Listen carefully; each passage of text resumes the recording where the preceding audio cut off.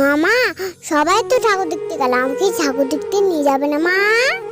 না শোনা, আমার তো শরীর ভালো না, আমার জ্বর এসেছে, আমি যেতে পারবো না। আমাদের জল ফুটিয়ে দিয়ে দিই, চলো, তাহলে তোমার জল কমে যাবে।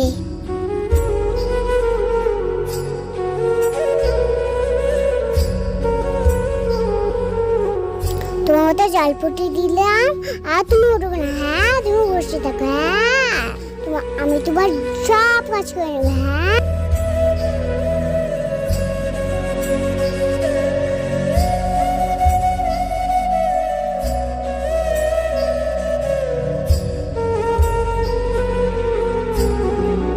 হ্যাঁ, তোমার মাথার কাপড়টা শুকিয়েছে, তোমার তেল নিয়ে এসেছি, তোমার মাথায় তেল দিয়ে দিই।